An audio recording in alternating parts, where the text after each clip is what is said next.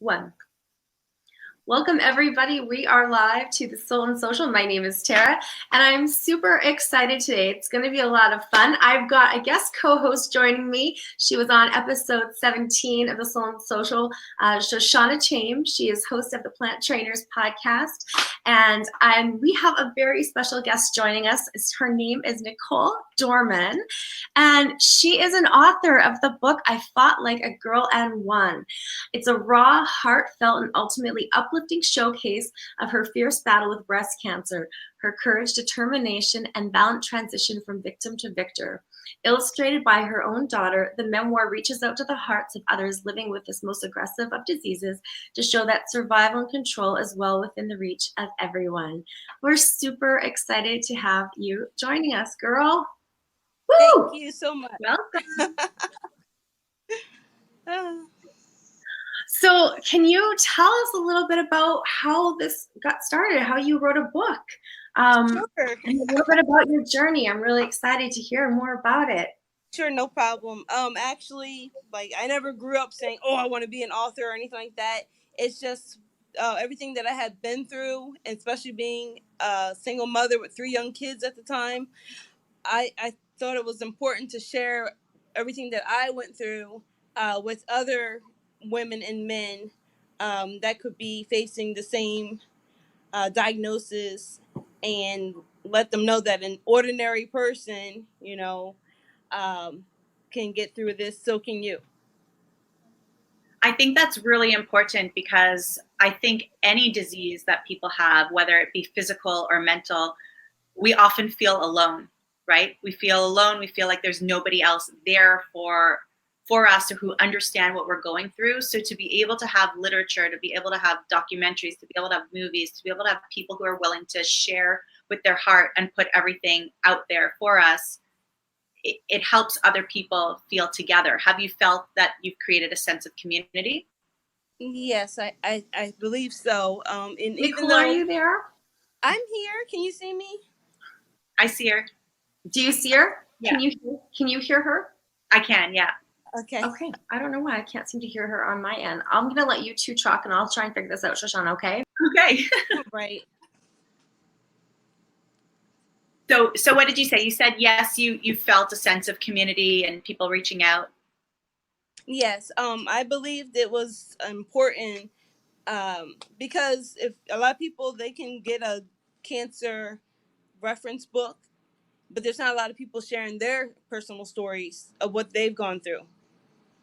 So I think we want to come back to this a little bit later and talk about, this whole comradeship and all of that. But why don't you tell us a little bit about your history? You were in the U.S. Army? Yes, I was in the Army. I joined a week after high school graduation, and I did, my training, my basic training, and then I signed up to be a cook, so I did my cook school right after my basic. And at the time, I was in the Army Reserve, so I was part-time. Did once a month for about a year, and then I went active duty and got stationed in Germany. Wow. And we hear about a lot of diseases being stress induced and our body unable to deal with whatever is going on inside our body because of stress that's put on the body, whether it be from the foods that we eat or physical stress or emotional stress. Because we have cellular breakdown in our body can't control everything that's going on because it's dealing with other things. Was that extremely stressful for you? What was it like? Yeah, oh my gosh. You have no idea. Stressful is to put it lightly. I was juggling at the time. My kids were 5. Sorry about that. My kids were 5, 8, and 14, and I was working part time for the school district here as a crossing guard. So when I got the diagnosis, I actually was at work on a break. So when I got the news, it was like, okay, it was a lot of information. I was getting overwhelmed. And obviously right away I didn't have all the answers until I started going to my appointments and getting the different biopsies done, and then finding out about the different surgeries I needed to go through. So you weren't in the Army anymore. You weren't enlisted anymore when you got the diagnosis. No, I was a veteran, and luckily, the VA hospital here in my area, they took care of all my medical. Okay. Because as you know, and everybody else knows, the cancer bill is a high price bill, and medications and surgeries. Yes. So I am blessed that way as well. So it's not my show typically, so I'm not gonna come on here and say that they have a way of taking advantage of vulnerable people. I'm not gonna say that at all. So it's not my thing to say. But basically, I wanted to know how you can. You're a mom. How many children do you have? I have 3. You have 3 children, and are you single mom? Yes. So as a single mom with 3 children, getting that diagnosis, how do you keep yourself from going down that rabbit hole and actually take control of your cancer, of your emotional well-being, and of your family? Well, I have a high faith in God, and my children were my fight. I have a family history of breast cancer, so my biological mom, her mother passed away at 48 from breast cancer. But I was like, whatever it takes, I'm going to be here for my kids. Like I said, and I sat them down to let them know that I was sick, but I didn't have all the answers. You can't lie to your kids when you know that you're going to go through physical changes, losing hair, losing weight, and whatever else is going to happen. And how did you approach your healing? Did you take did you use Western medicine? Did you use more I actually, chemotherapy, I had 3 different kinds of chemo drugs I took. I was doing every 2 weeks for 4 months. And then after the chemo, I had radiation for 6 weeks. So pretty invasive and pretty tough to, go through everything. But I lost my hair, but at the end of the day, I'm still here and I have all my hair back, thank God. But and it looks great. Was at that point, whatever it takes to be here for my kids is all that I cared about. Can you guys hear me now? We can hear you now. Yes. All right, we had a little bit of a fix up, so I apologize. I was trying to listen with, on the live while I was getting the tech fixed up, so that's awesome. Can you tell us a little bit about the journey of writing this book and with your daughter? Yeah. Yes, ma'am. So obviously my daughter being the oldest of my 3 kids, I figure what better way for her to showcase her talents for drawing, to possibly, not co-author, but be an illustrator for my book. I actually, like I said, when I first was diagnosed, I had no intentions of writing. I already had enough going on. So actually in October of 2014, I was already finished with chemo and radiation. So I was like, well, how can I make my experience and share it with the world, basically. So I was like, I'm going to write a book, but obviously you have to know the writing process and everything that goes along with it. My cover, actually, which I'm going to show you, is actually a selfie I took of myself at a place here in Texas. And this actually the picture was before I even thought about writing the book. So I was like, wow. I thought of the title because everyone's like, fight like a girl and win. And that's such a good, strong model today still. So I asked my daughter, I said, do you want to go on board with me and do the illustrations? And she did the illustrations and we used them throughout the book. And I was like, this is so awesome. Because the book is something that we'll always have. And even though now, 5 years later, she's even better with her drawings. Well, that's exciting. What has it given you to be able to write this book and share your message and do it with your daughter? it actually took a lot of courage because there's not a lot of people that are sharing their personal experiences, but it's also a breakdown of actually one of my chapters is a dictionary that breaks down the medical terminology so that the average person can understand what they're talking about. But it took a lot to, let people know what I went through. A lot of people don't want to put their personal medical things, out for the world. But I'm like, why not? This book can help, right? A lot of people. It's someone that knows somebody else that's going through any type of cancer, to let them know that if they, besides, the grace of God and medical surgeries and also the medicine, you have to be strong minded. If you're gonna be like, I'm not gonna get through this, and don't have the willpower, you're not gonna be here. I think the mindset is such an important tool, because I think with anybody going through a diagnosis, whichever path or whichever methodology they choose to pursue in their healing, the mindset is such an important tool. And I know how I went through the writing process too with a journey that I wanted. And I'm curious to find out from you more. I know, like you say, there's an actual process you go through. Did you find it was like that, those layers of healing as you were able to write everything down? It's kind of like you heal on a different level when you're able to kind of get out what your experience was. Yeah, right?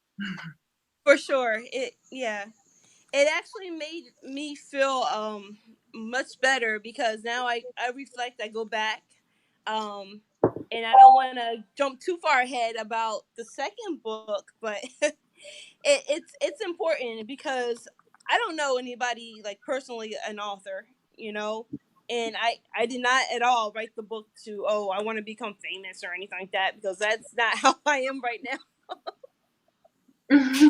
But I wish that I can inspire more people that have their own any cancer battle to write it and let other people know. It's important, because reading someone else's testimony and what they've been through is more important, or more, it's going to capture more audiences than just a regular cancer medical book. And I think it helps with the mindset. You mentioned mindset before, and that you've got to keep thinking positive. And when you could see that other people have thought positive and made it through, it's kind of like when you're pregnant and somebody walks up to you and they tell you about their pregnancy or their friend's pregnancy that didn't go quite as well as you want yours to go. I'm sure that when you have a diagnosis like you had, that people will share positive stories, but people will also share negative stories. And you need to find a way to block all of that out. You need to find a way to, keep on the positive. What strategies can you recommend for people to really stay positive throughout? I totally agree.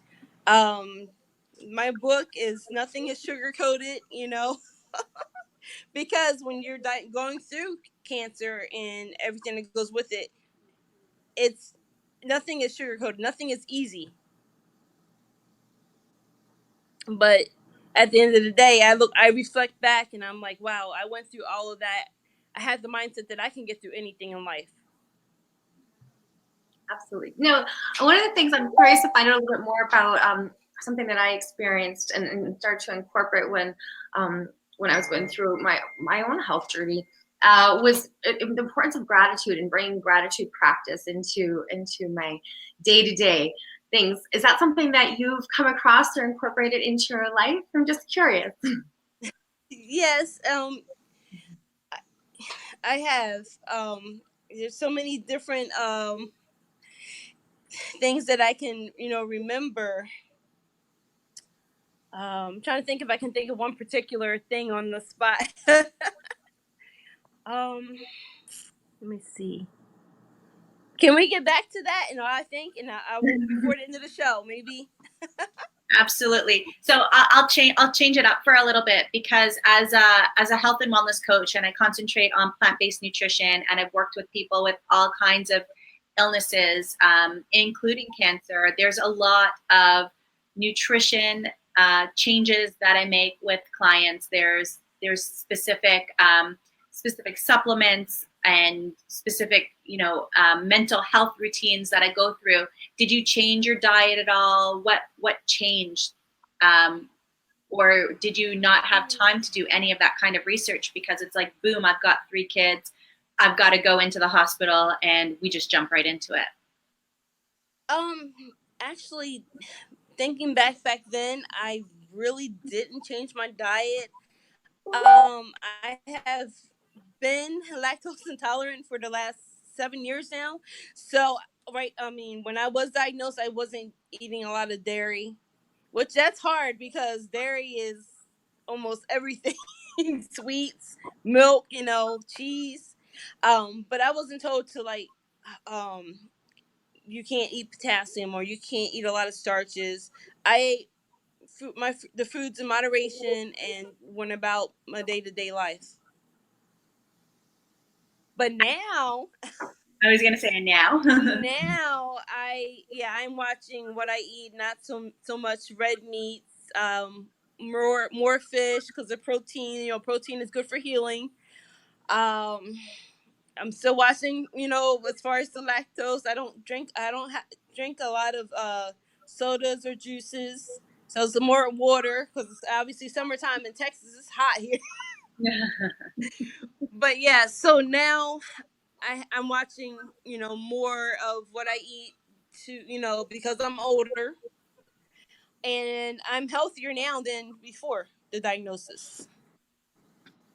It's so So, interesting how many people I've talked to now, and I'm sure, Shauna, I know you probably experience this a lot with your clients, that sometimes it is when we get these diagnoses that we actually come out on the other side feeling like a whole other person, like such there's a shift that kind of needed to happen, or an awakening of some kind.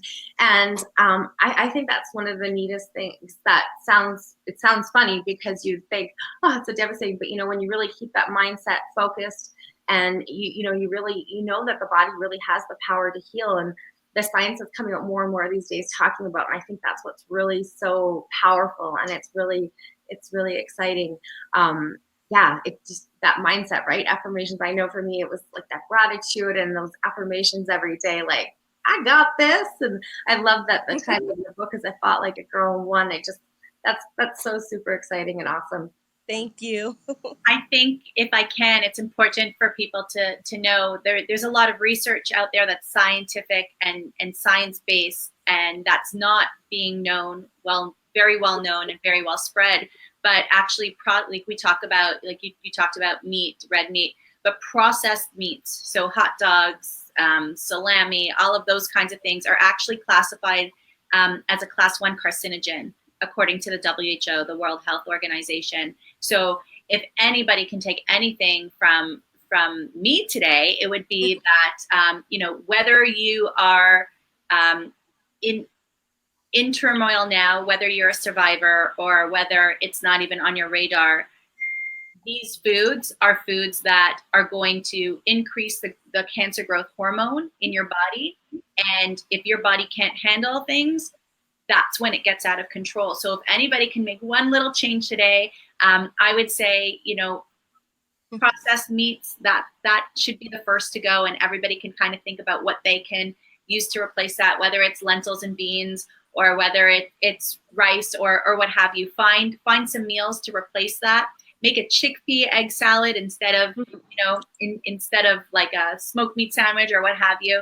That would be really great for everyone. If we can make that small little change, then we could really be doing our body very good. So and if they want more ideas, then I'm always around. People know how to find me. She is brilliant. That's awesome. I love her. She's my right hand girl. I'm like, hey. So can you tell us a little bit more what's next? I know you've got some up and coming things coming up, and then we can let everybody know where they can find your book and all that great stuff. Yes, well, I've actually have written my second book, which is #The Journey Continues. Which a quick overview is obviously after the chemotherapy and the radiation. Obviously, I was, cured, but what's next? The book talks about my decisions on reconstruction, the kind of reconstruction I wanted to have, weighing the pros and cons, just life now, being cancer free, and some other things. So it's just a continuation, which I figured the journey continues is a perfect title.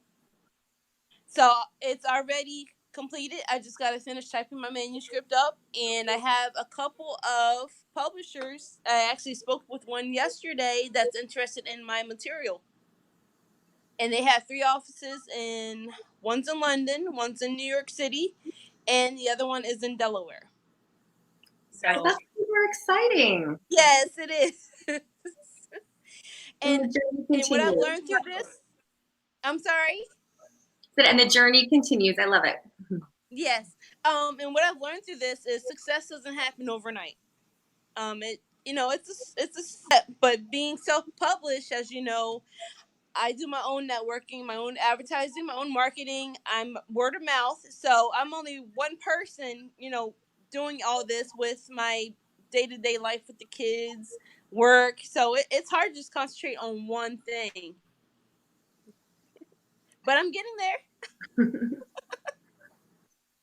Oh, that's awesome. Oh, well, I'm so, thank you so much for sharing your book with us today and telling us about your journey. It sounds like you've got so many exciting things going on in the works. Yeah, that's awesome. Thank We will let everybody know where they can get a copy of your book. And thank you so much, Shoshana, for joining me as a guest co-host. We're going to be seeing a little bit more of Shoshana here and there, so I'm super excited about that as well. Is there anything that you would like to leave us with, one more thing before we go? Sure. I mean, there's a couple of things that I was going to let the audience know that I have here. This is the original copy. I know you can't really see. Of one of the chapters is "Eye of the Tiger," which is like my journal entry. I'm just going to read the first entry, right, if you don't mind. Is that okay? Sure.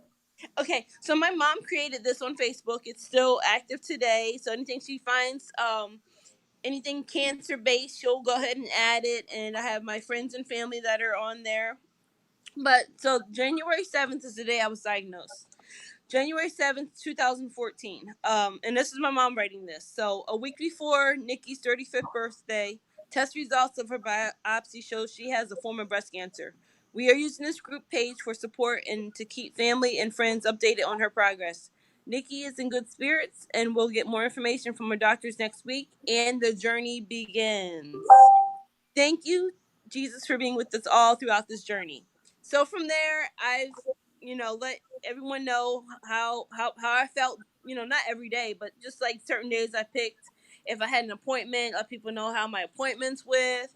So, or sorry, how my appointments went. Sorry. But I was gonna let the audience know if they're interested in getting an autographed copy of my journal, then maybe we can set that up. That's If exciting. they want to, I don't know, email, is it okay for me to get my email address out? Yeah, of course. Yeah, and we can post it in the comments below too, Okay. and then yeah, they can reach out to you. Absolutely. All right. Awesome. So yeah, that's, I guess. And okay, so a final thought that I have, and just thinking at the top of my head, is obviously beating cancer. And like I said, it changed my whole disposition on everything in life. Things that I used to get stressed about, I don't stress as much as now, because I have that mentality that I beat cancer, I can get through anything in life, right? Absolutely. So I guess my final thought, I feel like I'm on like Jerry Springer or something. My final thought for today is to tell the audience, and for you two wonderful ladies, to um obviously life is short. Enjoy it, live it to the fullest. and don't stress. And everyone has different stress levels, but actually you have to take a minute to think about different things, but just not stress. You're gonna get through the day. Whatever the day brings, you're gonna get through it. That's beautiful. Thank you so much for sharing that. And I wanted to say, Nicole, that I see you. I see the journey that you've been on. Thank you for sharing it with the audience, and just keep on doing what you're doing, keep on sharing. And you've given some really great insights on how to go on your journey. And I know Tara and I have actually been collaborating a lot lately between my health and nutrition background and her mindfulness background. We've been collaborating a lot on how to help people with their own health journeys, people who are suffering. So it's just so nice to have this environment. And if people do want to get a copy of your signed diary, I'm sure that they will reach out to you. And if they do want to find out what Tara and I have been talking about, Tara and I are available for that as well. Thank you, Tara, for giving me this opportunity to come on and to co-host today. Oh, thank you for joining me, both of you ladies. It's been such an honor to have you in this space together. Thank you, Shoshana. Have a blessed day. You too. Thank you, Tara. Have a blessed day. This is very exciting. Thank you so much. Yes, thank you. And of course, for everybody, we will drop the links below. Please like us, heart us, tell your friends, and we will see you next week for another episode of Soul and Social. Bye for now. And end on our happy little chair dance.